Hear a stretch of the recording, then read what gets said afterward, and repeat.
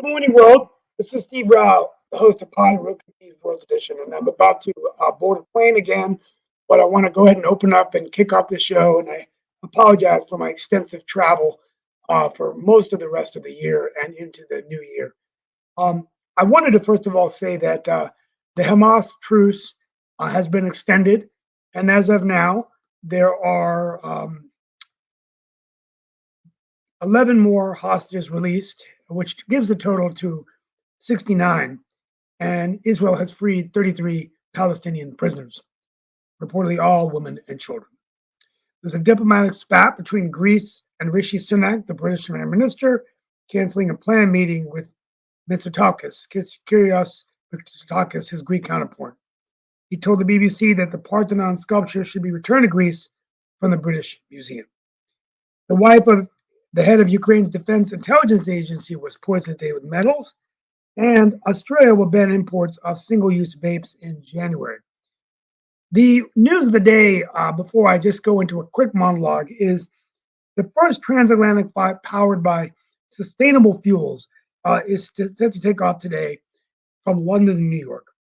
It's a Boeing 787, and it's derived from waste fats, most of the fuel. The rest is from the waste of American corn production.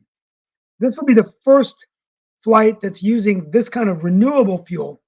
And it's hard to decarbonize air travel, but it's quite interesting that they say that fuels can lower life cycle emissions by up to 70%. With that being said, I want to wish everyone a happy Giving Tuesday in the United States of America or around the world. I forgot to mention, I'm greeting you from North Carolina, the 8th largest state in the United States of America, and my hometown of Morrisville. But Giving Tuesday is about demonstrating radical generosity.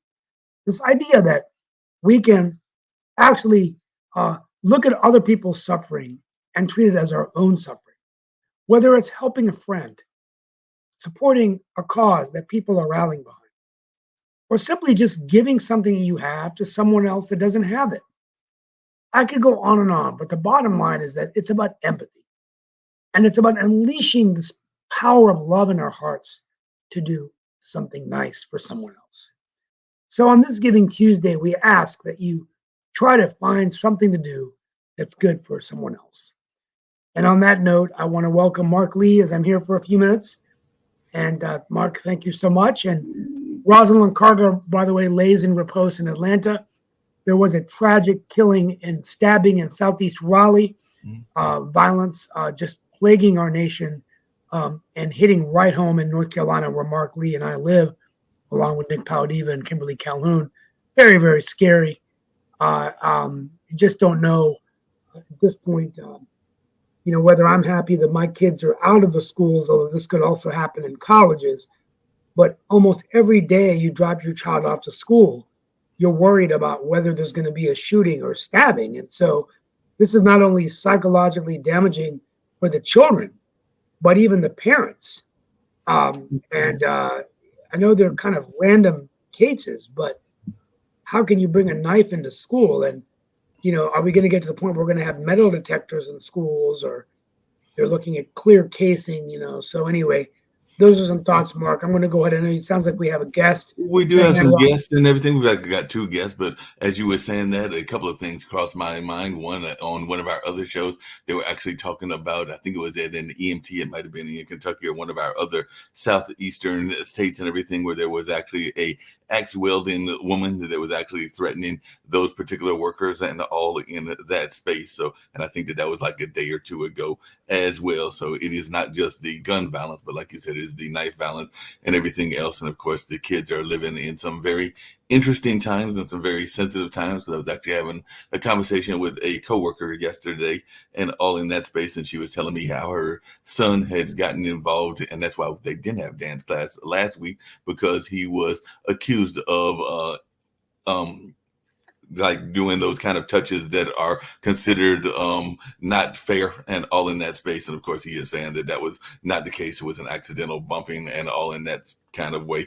But, you know, we definitely want to protect people and we don't want them to be in those kind of situations where they are feeling in harm's way. But we do know that sometimes people will make false accusations. And that's kind of what the mother was feeling was going on in that particular situation because apparently there was a crush and a number of other things that were going on in that case. And we do know, as you know, that there have been political leaders that have been accused of being not in the best way in the ways that they were treating their women staffers and all in that space. And sometimes the accusations have been justified and sometimes the accusations have not been justified and all along those lines. So it is always some interesting things that go on even in our schools and all along those lines. But we do have some guests, and you mentioned Giving Tuesday earlier and all in that space, and we've got Ida Moye, who will be coming along with Sister Mary Josepha. And they are definitely part of that whole notion of giving and definitely trying to make sure that we are giving and even having some of that kind of what they call giving that is for a cause and all along those lines, because we do know that there are a number of people that are trying to give, but they are also trying to give to, kind of, they call it investment capital, but also some of that capital being social capital. That's the word I was looking for. Sometimes they are using for Yes. social good and all along those lines. So I'll let Miss Ida speak first, and definitely want to hear from Sister Mary Josepha as well. But definitely, we do know that a lot of people are trying to give to a variety of organizations, whether that be the ones that we know, like the Sierra Club and United Way, or some of the lesser known organizations, because this is definitely Giving Tuesday, and we are hoping that people are trying to find something that resonates with them and that they are giving money for. I know that one of the places I work at is a cultural arts center, and we have definitely been the recipients of Giving Tuesday over at the St. Joseph Historic Foundation that runs the Hayti Heritage Center in Durham, North Carolina, which is an African American cultural center and all in that space. So, Miss Ida, if you'll definitely introduce us to Sister Mary, and I'm sure that we'll have some questions for you as well. But we do know that it's Giving Tuesday, so I know a lot of folks that have got giving on their mind, and even finding ways that folks can use this giving to maybe even make some investments as well, because that's something that we were talking about offline before the show. So if you'll share a little bit about what is going on in your world.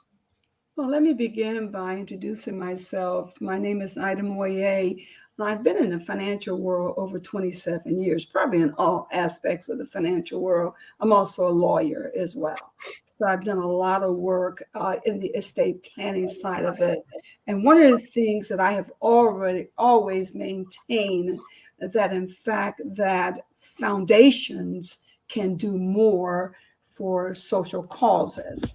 They get a lot of tax breaks. They get a lot of things that really spur the growth of those foundations, but they really are not able to react as quickly as, say, somebody that's got boots on the ground.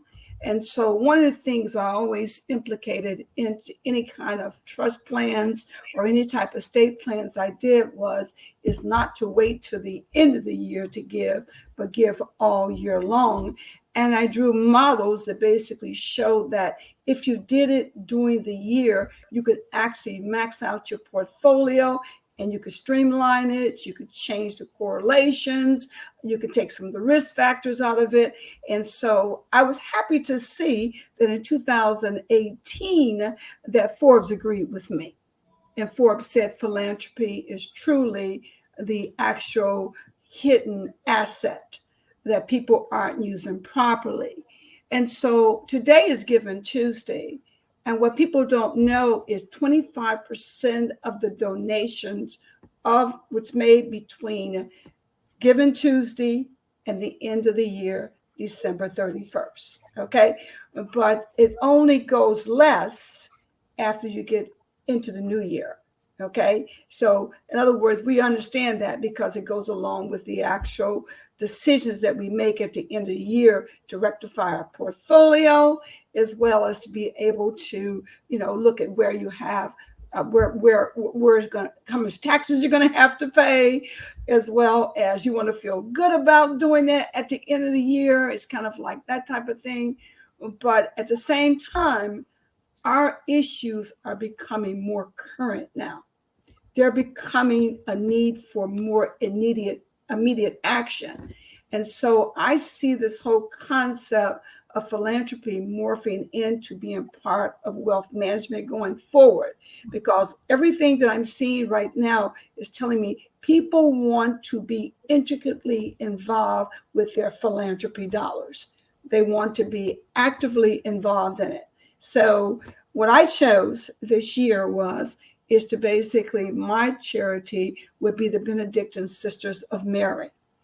And the reason for that is that I felt a intricate connection to it because of their foundress, who basically literally came from the Oblate Sisters. And the Oblate Sisters were actually where I went to school at in Detroit. I actually had Oblate Sisters, and some of my favorite teachers were Oblate Sisters. And so that was a connection. And then there was another connection because of the fact that the abbess that was started and it was called Ephesus. And I visited that in 1988, and I kept pictures of this in my home since those years. And basically, I was able to gift those pictures to the sisters because it always needed a home. And I saw that. But what's so important here is that we now have in America a phenomenon that we are not obviously hearing about, and that's the incorruptibility of their founder.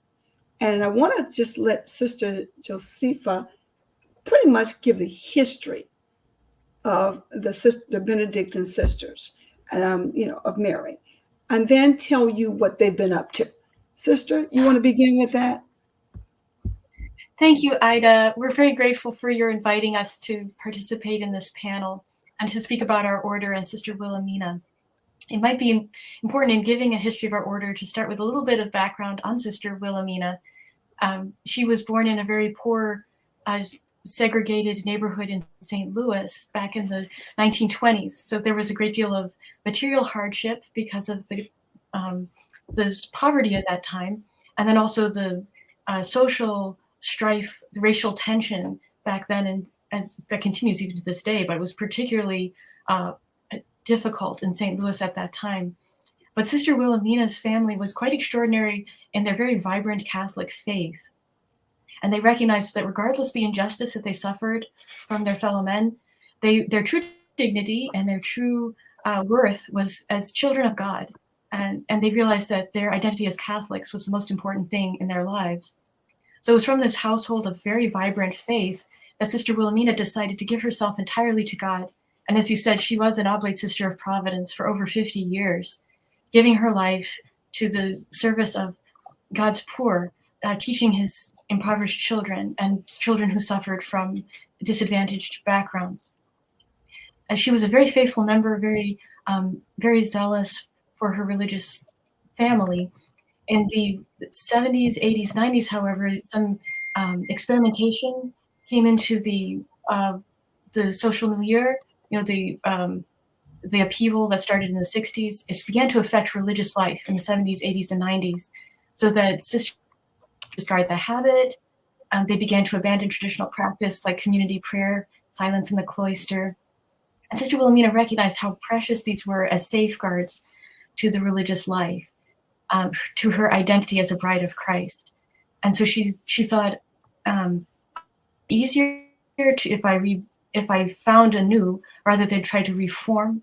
And so at the age of 70, over her original community, she began a very daring thing. She started a very small community of sisters who would be committed to preserving traditional religious observance and would put themselves at the service of the church through prayer and sacrifice, especially prayer and sacrifice for priests. So this is the beginning of our order. It started with just Sister Wilhelmina and a couple of companions in 1995. But Sister was very, very zealous, very faithful, and a model that drew many other young women to join the community. So at this point, we have grown quite a bit. The original 3, we now have over 60 Benedictines of Mary, and we even opened a second house to accommodate the new religious vocations that are applying. But Ida mentioned Sister Wilhelmina's passing and her recent discovery. So I'd like to say a word about that, if I may, too. Sister Wilhelmina was 95 years old in 2019. She was nearing the end of her life. And we had already sent off the first 6 sisters to start our second house. So there were 2 houses of Benedictines of Mary, about 5 hours apart, but we were all called back for that important moment when Sister Wilhelmina was going to pass into eternity. We all were there, all present in her room, singing, praying, and we're very blessed to witness the peaceful passing of Sister Wilhelmina. It was a tremendous grace for our young community. 4.5 years later, we're going to bring her relics into our Abbey Church, as is customary for religious communities. And so we exhumed the grave, and we were going to place the relics of Sister Wilhelmina in our Abbey Church. We were surprised to see the state of the relics that were left. Her body was intact, still flexible, remarkably preserved.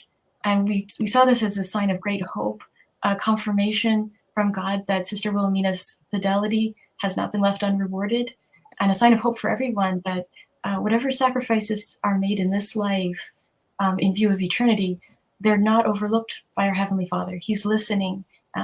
Precious in his eyes is the death of his faithful ones. So it's been a grace for our community, but I would say also for the whole country.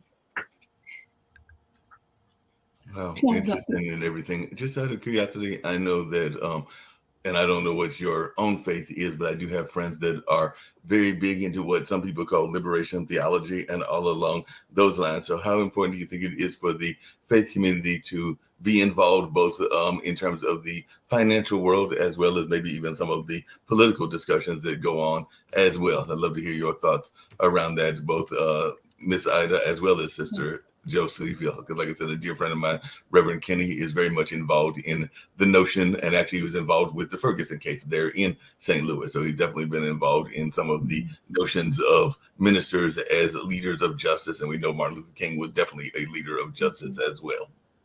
Well, I think for me as a layperson, and I'm also a cradle Catholic, this is very significant because there's only 200 incorruptibles in the world. Now, the majority of them are actually sisters who have actually started orders. And each one of them have always had some type of message from God. And what sisters probably not telling you that there's been miracles too that have occurred because of this, and that people are flocking to Gower, Missouri, which is about 45 minutes out from 45 miles out from Kansas City, Missouri. Now, it's ironic that Kansas City Chiefs are really rebuilding that whole community now, changing it dramatically. And so a lot of things are happening in this town. But outside of that, there's incremental things that are happening. We're seeing the music is being basically, and Sister hasn't told you about the music yet, but that now that town actually is considered as one of the centers of music for the world now. And they contributed to that in a big way, which is quite modest about that. But a lot of things have just been happening behind the scenes, and they've been basically done by donors just simply finding a cause that they wanted to participate in and making this happen. These sisters have been independently living humbly, I must say, behind the scenes, doing their work. And no one knew who they were because I didn't even know about them. Most people in the Catholic Church did not know about them. But that's their whole thing, being behind the scenes, doing the hidden work, that Mother Mary would have done for Jesus, or what would have happened with the apostles. So what I'm looking for here is sort of the bigger piece of this, how this is impacting people. I just took a pilgrimage there. We had busloads of people who came there, and they had the conversations on the bus going were like, everyday conversations.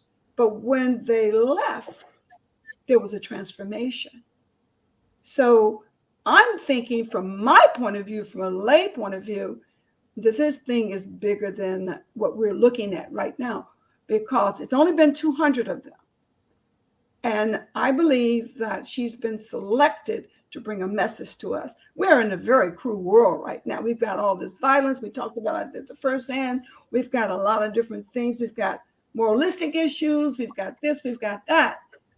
But what does this really mean? Now, I want to just back up a little bit. Sister, tell them a little bit about the evolution of the music.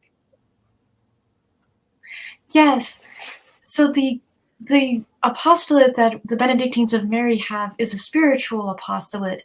We offer prayer and sacrifice for the needs of the world. We do want to share that, though, in a way that other people can experience it. So we welcome people from all over the country, especially priests, to visit, to make retreats, to make pilgrimages, as Ida brought so many pilgrims so recently. And that way people can see and experience the life of prayer that we share. But not all can make such a trip. And so another way that we've found to share the sung prayer that we engage in is through musical CDs. And over the years, we've been blessed to make about 11 recordings, I think at this point, 11 recordings, and they go through the liturgical year. So you can take one CD, it has all the chants from ancient times of the church for Advent, also more modern polyphony for Advent, and more modern hymns, and some original compositions too. And so with one CD for Advent, whoever listens to it can enter into the spirit of the church regarding that liturgical season, and hopefully share in the peace, the adoration that we strive to foster in our sung prayer. So we have these recordings for throughout the year. We're trying to engage people from all walks of life, all ages, to help them to grow in their personal relationship with our Lord through our sung prayer. Hey, Sister Josepha and everything. One thing I was curious about, I don't know how familiar you are with Azusa Street, which is one of the leading Pentecostal movements that took place there in California way back in, I believe, the late 1800s and all along those lines. And as Miss Ida just put it earlier, there is a lot of strife in the world and everything. So I was just wondering, from your standpoint, do you think that we are in the midst or about to have another movement? Because one of the things, if you study the plays and even some of the other things, and I think there have been books around Azusa Street as well, it's actually led by Reverend Seymour Johnson, who's actually started somewhat the Pentecostal movement and all in that space, and was an African-American gentleman that actually had a lot of people. If you know anything about California, it's a very diverse population. So there were a lot of folks that were there of different races, of different ages, and different ethnicities, and a number of other things. And I know a lot of folks are seeing a decline in the religious involvement of the world, but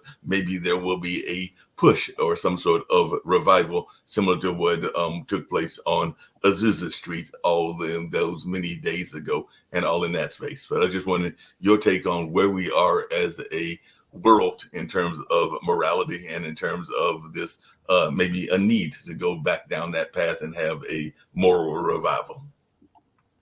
Yes, I'm not actually very familiar with that movement that you spoke about, but I do understand that at different points in history, music has had a power for the good or for the evil. And the more that good music is fostered and spread, the more that is influential in society for the good. The Greeks knew this back in ancient times. They would play different modes to counteract certain moods in each person. So if someone were depressed, they would play one mode of music. And if someone were over too angry, they would play another mode of music. So the Greeks were very insightful in recognizing the power that music has over the human person. Yeah. I understand at different points in I understand different points in history, music has had a crucial role in reforming society, reviving the spirit of adoration. I heard one story about a little town in Canada that had a very bad section. The police would go in there and try to clean it up, and nothing was being effective. So they brought in big loudspeakers and they pumped out classical music into this rough area of town. And the people perpetrating various crimes in that area couldn't do those same actions with beautiful music in the background. There's something incongruous. And so the beautiful surroundings, the music that was influencing them interiorly, ended up making that moral transformation that merely external corrections wasn't able to attain. So I'm hopeful that there will be a revival of morality through the revival of good music. And one of the things that our community strives for is to perpetuate the traditional chant of the church, which goes back to the Jews of the Old Testament. The chants that they would sing in the temple in Jerusalem are basically the same that our community continues to sing throughout the day in the presence of the Blessed Sacrament. And so some of these chants we've recorded in hopes to share them with other people. We've also, as I said, shared some more modern ones or classical polyphony, different high points in sacred music that we hope will resonate with other people. And we have been edified to hear from our listeners the sorts of effects that the music has had. Some families play it for their disabled children, say an autistic child. Listening to our music has been calmed and more attentive to his surroundings. Our music has helped at family deathbeds. The passing into eternity has been soothed by the sung prayer. And so I'm hopeful that in a small way, our music will introduce other people to the richness of sacred music throughout the centuries and will affect that moral revival that you were speaking of. Yeah. And Ms. Ida, and then I'll open it up to other people as well. You kind of alluded to it earlier and everything, but how important do you think it is in terms of Giving Tuesday for people to give to social causes? We've actually gotten, some people may be surprised at this, but he's announced it on other shows, but actually Shaquille has been involved in some organizations, even some in North Carolina, that are part of trying to talk about history and history even of the African American community and other communities. And I also know that he's been involved in other projects that are definitely around a various causes, as Jitovi, of different causes, even including working with the police and everything. But as we are thinking about Giving Tuesday, how important do you think it is to work with people that are going to give some sort of social capital? Because I do know that there was this whole notion of social investment where you aren't just investing in the company, but you're investing in the company, hoping that they will have a cause that you can agree with. Well, I think that it's essentially very important that we get back to giving, because I mean, my early experience of this was working, but I'm going to date myself now a little bit, in the first war on poverty in Atlanta, Georgia. I was one of the social workers that were there. I was in undergraduate school at the time, but I was chosen to be one of the social workers. And firsthand, I could see how you could really grow a community by having youth programs, having senior citizens programs, teaching people how to get jobs, teaching people soft skills, hard skills, basically assisting children who couldn't read, through tutorial programs and things like that. And of course, when Ronald Reagan came in, he snatched those programs out and they were no longer. And that's when I saw the real decline, I think, in the society, because the kids had nowhere to go. It's our youth that we have to keep our eye on. If you were to look at the people who are right now presently coming out of foster care, they're really matriculating out of foster care 2 years later into the prison system. They still have a thing that if a person in the third grade is not getting their lessons, they have potential to be in prison. It's a lot of those type of things that can be ratified early on in our society by opening our purse up, not just at the end of the year, but during the year, not only just in money, but in talent, in, running for school boards, getting involved in the decision-making process. A lot of times people open their wallets up, but they have absolutely no connection to what they're doing. So what happens is they get giving fatigue. And so they just don't come back, and they go on to something else. But you have to be able to align things. I'm seeing the young people with the money are doing that now. You have to align things to causes you believe in and things you're willing to see through the end. And that is the shift I'm seeing in philanthropy, is that charity is basically kind of like an immediate need. Okay, it's like an immediate need.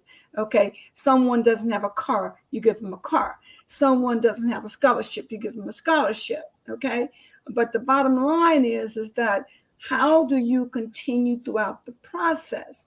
Now that shifted a lot during the pandemic, because I worked in the pandemic on finding the first tester that could actually detect and identify COVID, where it was coming from. And I was an investment director for that, and I'm still working with them now, but that's what we did. So I saw where the government could not meet those needs. They could not meet those needs, and it had to be from the philanthropy side of it. People had to give with the intent to stay with the actual results. We had over, I think, $450 million that were given from the private sector during the pandemic. And so, unfortunately, people then dried back up and went back in, and they didn't do anything because now the pandemic is over. So I think that we have to begin to re-educate people on giving.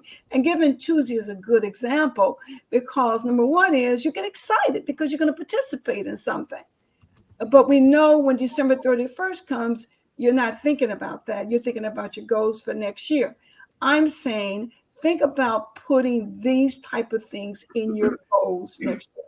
Think about trying to look at this as part and parcel of your wealth management plans. Think about it not just as a tax break, but how you can improve the world. And that's why I'm very interested in what the sisters have done, because in 2012, their music became top on Billboard. 2013, 2015, and they're actually the singing nuns that everybody was writing about, but we never knew who they were. Now we know who they are. So behind the scenes, they sung themselves into grace for other people and brought joy to a lot of people. And I've actually, when I was there, I even see a movement where, in fact, people who are already nuns are starting to look at what they've done and starting to reconnect to their original vows. I'm also seeing priests, like I've been looking and going to masses and watching masses, that they're now moving back into this Gregorian chant, feeling that. Now, keep in mind, they say that Gregory the Great was sung Gregorian chant by the Holy Spirit. So it's supposed to be the most healing music. And it's the music that has basically transcended centuries, but there's been hidden. So all I'm saying is that in totality, we have to begin to look at things not as just a Band-Aid approach, but looking at something that's going to have a sustainable approach. And I think what the sisters are doing is sustainable. They're on their second monastery, and they're busting at the seams. So they're feeling the need that has not been traditionally, filled. I mean, we kind of forgot about nuns and said, okay, where are they? But they're actually quietly behind the scenes. And that's why I'm saying something like this caught my attention, because I know that I wouldn't be where I am right now, educational wise. It hadn't been from Sister Bertha, Sister Anastasia, and Sister Anita. So I remember that, and I know that there's people in our lives. So what I want people to take from this today is that, young people are not going to put their money into dark holes anymore. They want to be tied to the process. And so I have a nephew. He's an athlete. He just got noticed in Orlando for 17 years of running a football camp. That he's been doing that from his high school since his time being in the NFL. And he got noticed for that. He built literacy centers because he noticed the kids couldn't read. Okay. He built turkey drops and things when people didn't have food. That is really where philanthropy is going. So charity has kind of been basically sort of, put a hole in the dam, but that dam is bursting right now. And we've got to basically begin to put this part of the asset class, that it is something that has to come forth. Now, Warren Buffett made a very interesting article the other day. He said capitalism is not, those young people aren't feeling capitalism. They're not taking their money into capitalism. They want venture capital. They want to be truly, truly in charge. So therefore, the stock market has become so niche that it's just overwhelming to them, and they don't want to do that. And it's keeping a lot of people out of the marketplace. Okay. But the ones that really want to make changes, they're hands on right now. And that's really how we have to think about it. You think about Shaq. Shaq is hands on. You think about what Kobe Bryant did. He's hands on. Joe Montana is one of the biggest investors right now in impact investing. Okay. You've got Kushner, the guy who, made all these movies. You got Bieber, you got, Will Smith. You have a lot of these people. They have a lot of wealth, but they're not willing to put it into what they call a death trap, or for something just to dissolve itself and not have any immediate effect. And that's what they're saying. So Warren Buffett says, we've got to begin to look at the market. I mean, it's still the goose that lays the golden egg, and it still does that. But is it going to continue to do that as the wealth transfer continues? So it's about having a new way to look at philanthropy, part of the wealth management process, and see charity as what it really is, charity. I mean, you see a homeless man on the street, you give him some money. You see somebody doesn't have any clothes, those type of things. But if it's not a continuing process, it's not going to change the world. Okay, that's yeah, absolutely. I want to thank the guests for attending. I have to leave, but I wanted to just say that we'll get into world politics tonight for a few minutes before my city council meeting. And I just want to thank everybody. And I think it's something interesting in that I wish that we would just stop. We would do more than just one day to honor Giving Tuesday, because I just feel like there's so much diverse turbulence and division and animosity and hatred going on in the world, politically, economically, in the middle of two wars. Just this whole thought of service and helping others could perhaps be the one thing that we could use in this world to bring us together. I've often heard Fareed Zakaria talk about bringing back this notion of a service corps, like the AmeriCorps, but this whole notion of service. And I'd be doing the invocation this evening at the council meeting, but John F. Kennedy, which we honored his death last week on the anniversary of his assassination, said, ask not what your country can do for you, what can you do for your country? And kind of built on this notion of service, saying that also not only what America can do for you, but what together we can do for the freedom of man. And I find it ironic that 60 years later, we're so far away from the vision that Kennedy laid out for us. So anyway, I just wanted to share those final sentiments before I take off. But thank you so much for being with us. And I Mark, appreciate I'll that. carry on. Yeah, we'll definitely carry on. I'm sure other people have questions as well. Sister Josepha and everything. And actually, Steve kind of alluded to it. We definitely had a Catholic president that was about the service and all along those lines, that being JFK and all along those lines. And I actually had the pleasure of attending a Jesuit university. So I went to Marquette, and I think that one of the reasons that I am fairly good at critical thinking is because of some of the things that I learned while being at that university. Because as I have told Shaquille, and I've even told Jatovia and others here, I remember that if you go to certain Jesuit universities, you almost have to have theology and philosophy as your minor, because they required about 21 hours in those courses, even though that was not an official minor, because my minor was actually political science. But I definitely had people that were on opposite ends of the spectrum. I remember having a professor that was very much into liberation theology, and another one that was more on the conservative side and was a big fan of C.S. Lewis, who we have mentioned before as well, and everything. Yes, So yes. I was just wondering your thoughts around the importance of critical thinking, even in terms of investment and all along those lines. So I'll direct that to Sister Josepha and everything. So your thoughts around the importance of critical thinking and a education that might be more fair in some of the ways that some of our Catholic universities do, and all in that space. Yes, I appreciated what Ida said about the need for philanthropy to be sustainable and how we can address certain immediate needs, but it might not change society, because society won't be changed with just exterior adjustments. It has to be an interior change. And so I think that is fundamental that we do pursue a good education for our young people. They understand their dignity as human beings. They're called to be children of God. And this sort of interior formation will be the leaven that will transform society. So it's very important that we have good education. It's also important that individuals realize their personal relationship with God, and that interior response to His grace. It isn't enough that we receive material things that we need to sustain our bodily life, but we have to have an interior life that responds to God's grace, that brings us to our full potential as children of God.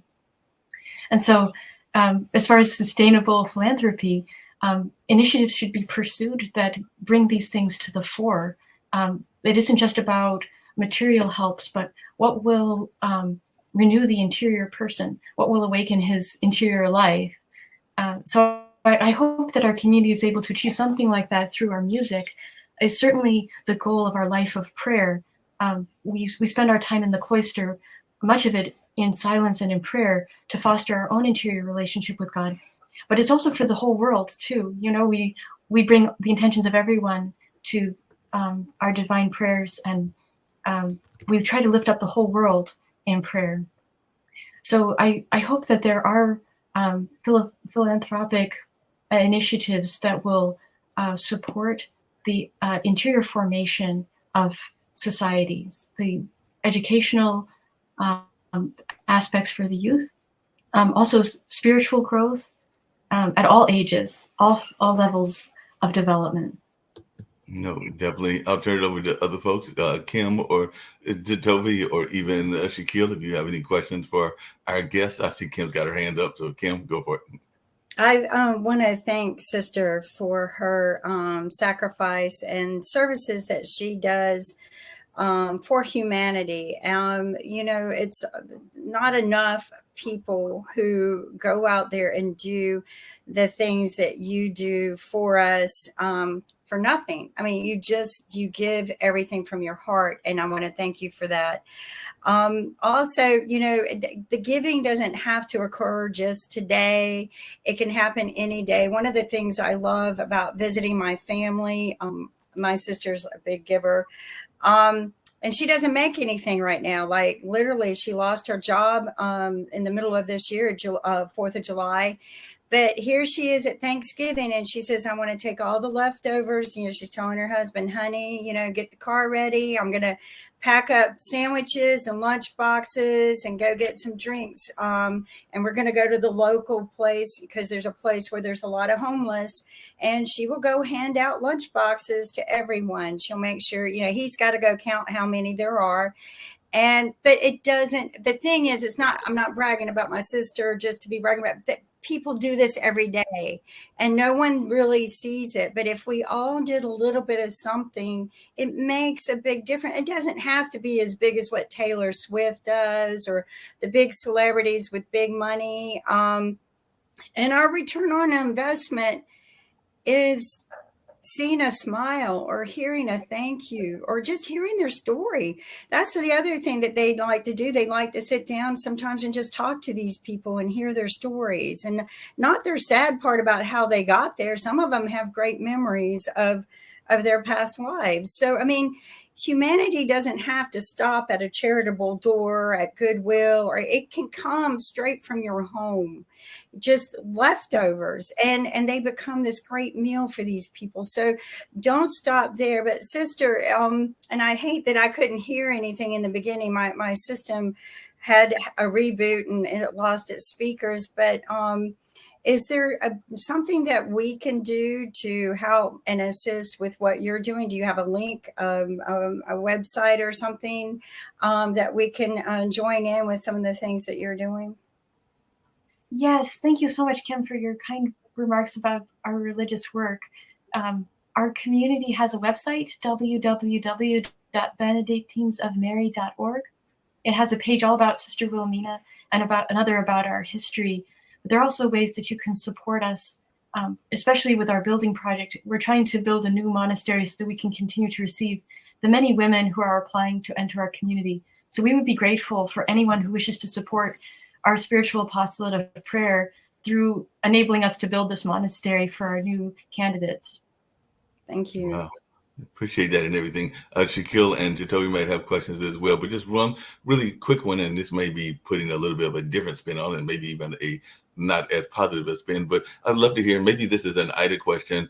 My mom actually used to work for years in the foundation world. She actually ran the Golden Leaf Foundation for a number of years here in North Carolina and everything. And I do know that sometimes, unfortunately, foundations can get in this cycle of not realizing that the money is there for a limited amount of time and everything. So they sometimes will go from foundation to foundation and not really have a plan of sustainability. So I just wanted your thoughts around that, because I do know from talking to my mom on a regular basis and actually spent Thanksgiving with her for about 3 days that is a concern when she was running that organization, that sometimes people didn't have a plan in terms of sustainability and all along those lines. So you can definitely love to give to those organizations. Mom loved to give to a variety of organizations when she was running that foundation, but she also tried to encourage them not to run from foundation to foundation to foundation, but to try to create a plan of sustainability so that they could actually be sustainable even without the foundation money. But I'd love to hear your thoughts around that as one that's worked in that field. Well, when you look at foundations, usually that has a lot to do with usually educational institutions, research.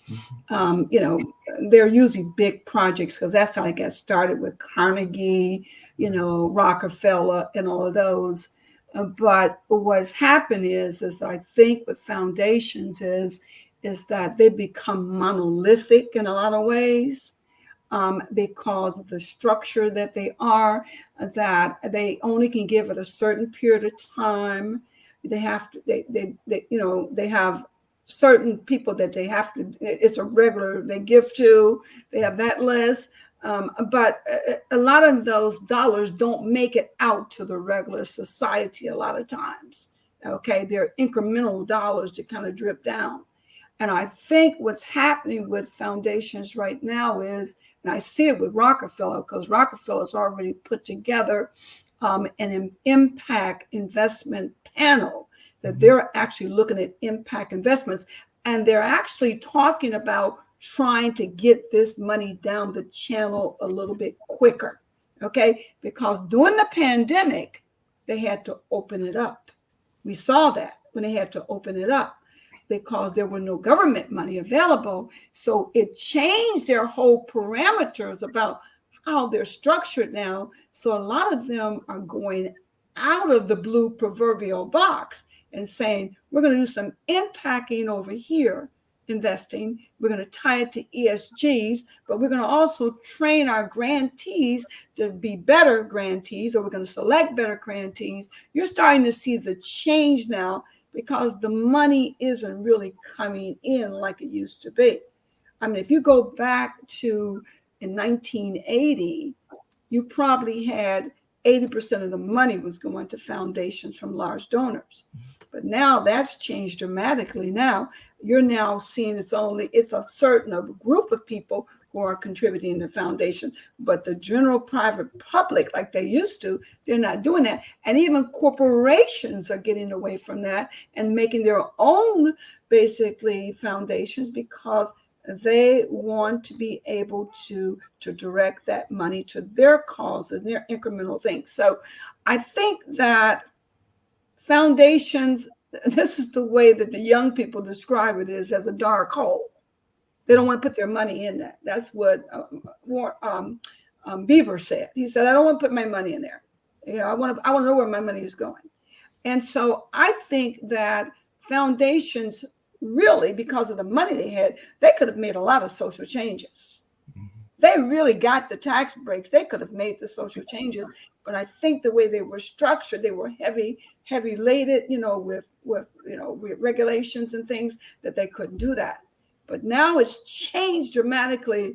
I think you're going to see foundations begin to shift a little bit, because if they're not part of the wealth management package, then they're going to be left out. So, and we're starting to see that change, because even politically, people are pulling their monies from these large universities, which hold these big foundations, and they're pulling the money away. So I just think philanthropy itself needs to be brought to the next level, and not just be laden down as part of just foundations, that it needs to be seen as something that is an asset class, that you can do that through exchange traded funds. You can do it from a lot of different ways that you can really get involved in this, but indirectly. But the problem we have is that we have traditional market ideology, ideology, and then we've got traditional charity ideology, and for some reason those things need to come together, because that is really what's going to improve the economy and improve the gap that we have between so many people, the wage gap and all of that, because none of that is being worked on. I mean, universities will if you go to, most of the people I know tell me they can't find people coming out of university who can solve problems. So they're not getting the great graduates they thought they would get, because they don't have the innovation coming in. But if you were to merge that together, you would spur innovation, you would spur better education. All of that would come together. I think it's time for that to change. And I think it's going to change. Warren Buffett is saying it's got to change too. He just wrote the article 2 days ago. So he's already thinking like me. I don't know if Warren Buffett would give me credit for that, but he's thinking like me already, that philanthropy has to be sustainable. And if you're doing that, go ahead, hon. Sorry, she's raising her hand. Oh no, I agree with you. I think it's something that we need to start focusing on, and maybe even build educational courses on how to establish such organizations. I don't think there are enough out there. If you go to the NFL Super Bowl, the big Super Bowl campaign before the Super Bowl, like there's a week, actually a full month, and all of it is that. It's the Super Bowl players, it's the NFL players. They all get together. They have all kinds of charitable programs that they do, and it's beautiful. It's all just about giving back to their communities, to society. There's just so much of it, They do about $200 million during the Super Bowl. My nephew played for 10 years. I was there. In fact, I had a sports show when he was playing, and I actually interviewed all the charities. They built a home during that time with they come together and they build the homes. It would have been like 20 homes last year or something like that.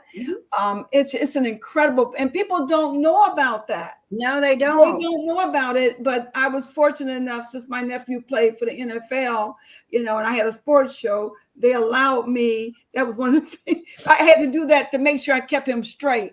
So I had to have the sports show when he's at University of Florida, and then I continued it. And actually, I'm going to make a little joke here. All of my tapes are available on Audible now. I just found that out. It's on Amazon for sale on Audible. I can't believe it. Now you're on Audible. You're on Audible. A little point in here, Mark. Okay, if you go to their website, www.benedictinesofmary.org, which I just did, I learned this, by the way, from Shaquille, this little trick. Okay. You can go to their shop, which I did, and you can buy all their CDs, all of them, which I did. So I'm going to get all your CDs. I've already learned. I learned this from this guy. Yeah, you learned it from Shaquille and everything. Just really quickly, Miss Ida, just out of curiosity, I know that our listeners are probably, our listeners are probably, it's available in the United States. I know I bought all your CDs. Yeah, and Shaquille will check and see if it's available in Australia. But just really quickly, Miss Ida, if I can ask and everything, because you got me curious now. Who was your nephew that played in the NFL? Because I do he follow was the person that stood next to Roethlisberger. He was his left tackle. Okay. Oh, really? Left tackle. He's 6'8" and 320 pounds when he played. Hey. Woo! His name was Max Starks. He's now commentary on all of the Pittsburgh Steelers games. Nice. Yeah, and he's in the Hall of Fame at University of Florida. Wow. Yeah. Wow. Yeah, he's had a, I started him when he first went to Pittsburgh Steelers. He's the youngest NFL player to start a foundation. And he started it right there. So he actually has a private foundation then. Yeah, he does. And he supports basically literacy, which that's just really, he loves literacy. And he supports these football camps, 17 years. Wow, So that's we amazing. we come from a family of givers. So. That sounds Well, like a lot of the football players do. They start their own, a lot, not all of them, but a lot, because it's easier for them to manage their charitable investments. Just like you said, it's an investment. It's not really about what you're going to do at 21 with $1 million. Right. Exactly. Good At point. 21. I mean, Yeah, you got to learn those skill sets.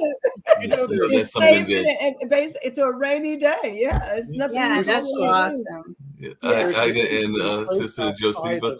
If you ever go to Barcelona, Spain, there's an interesting monastery called Montserrat, right outside of Barcelona, Spain, which they do Gregorian chants. It's quite mystical. It's almost like you never hear about Montserrat unless you go to Barcelona. Then an hour up in the mountains, in this really mystical place, is this Montserrat Abbey, which they actually named the island of Montserrat after in the Western Hemisphere, because they took one of the monks there and they just named it Montserrat for what it's worth. But you can spend the night there, but you have to book months in advance. They're like sold out. I mean, yeah, they're sold out and everything. But Nick, just really quickly before we get ready to wind down, because I know we've got Sasha's show going to start in a few minutes. I didn't know if either Shaquille or Jacoby, because I did allude to both of them during the course of this conversation, if they had any thoughts or any questions or anything along those lines before we get out of here. So, he's the resident of Australia or UK over there. Yeah. Either way, I couldn't figure out what CD to buy, but then you said you can buy them all right here, so I just bought all of them. Jacoby or Shaquille, any thoughts? Well, I'll on the website, I think, to be safe rather than sorry, I'm going to send a money order or a check in with enough postage for it to actually be sent to Australia. But I think that will come in as quite a beautiful gift for Christmas for some of my Catholic friends. So I'm looking forward to buying some of those. There's a whole pack there. Buy all of our CDs. I might buy 3 or 4 of them, I think. Yeah, I thought it was pretty cool. And share with them what your goal is for completing that monastery, by the way. Yeah, the monastery. Oh, the goal is very exciting. We may finish the monastery this July. We still have we're about halfway there as far as the funds that we've raised. So we still have a ways to go with the fundraising, but we're very relieved to hear that the monastery may be finished in July because we have already women waiting to come in. So we need to have a place ready to receive them. Right. Yeah. So what is the monetary numbers that you're looking at? Do you have a number yet? Yes, the total project should be 18 million, and we've raised about 8 million. Right. Yeah, that's really sounds impressive. like a great startup, doesn't it? Amazing. Totally, and everything. Jacoby, any quick thoughts And I before wanted we to get ready to tell get you on out of something. here and everything? Yeah.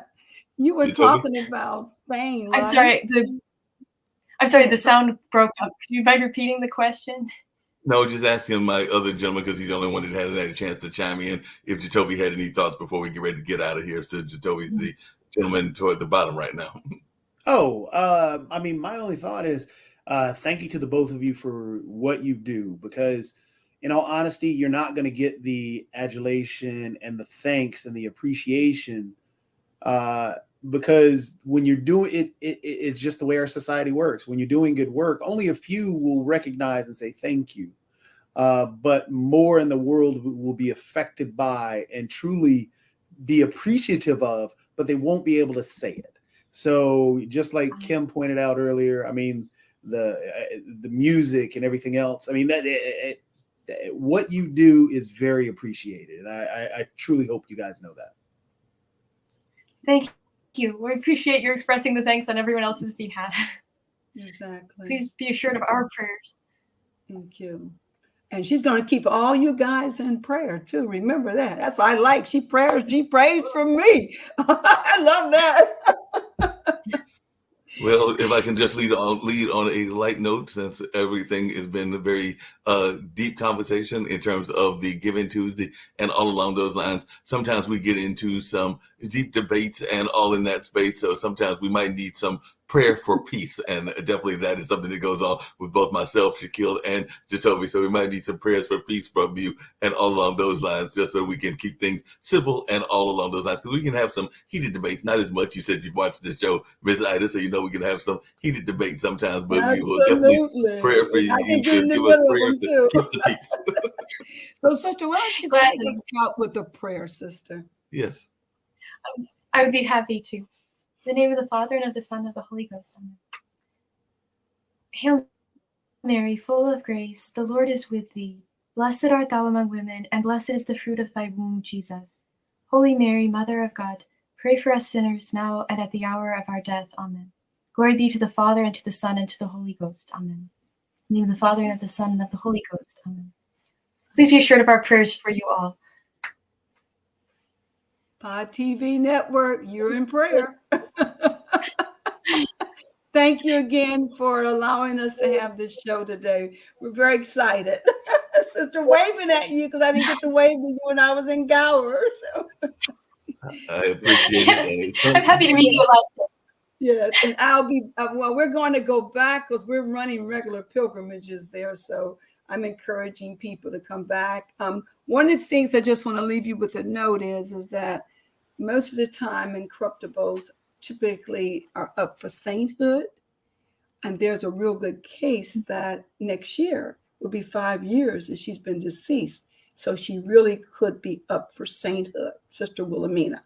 And so we want to make sure that people, that could be a major change for sisters and them, because right now it's very quiet in Garo. You go down a road that doesn't really exist. Everything's very quiet. It's probably going to get pretty robust for them. So I'm hoping that if that does happen, if they come back again and ask you for some money, you can help them. Okay.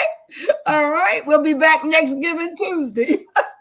Okay. Thank you. Sounds good. We're going to get on out of here. And at some point, both Miss Ida and Sister Josefa will have to get some of that music playing as well. I know that Nick bought some and all along those lines, but we'll have to have some of the music playing the next time that y'all make a return trip. Or maybe we'll get some of the music that Nick is getting and find a way to play it on the air at a later time. But right now, we're getting ready to get out of here because I know that they're doing the show around Ukraine, Russia, and China on the other side and all along those lines. But I've thoroughly enjoyed this conversation and look forward to seeing you in the not too distant future. And I'll have to make a pilgrimage possibly to that particular area and see some of the great things that y'all are building there as well. But look forward to having a continued conversation later on. But I have definitely appreciated having you both on this particular day.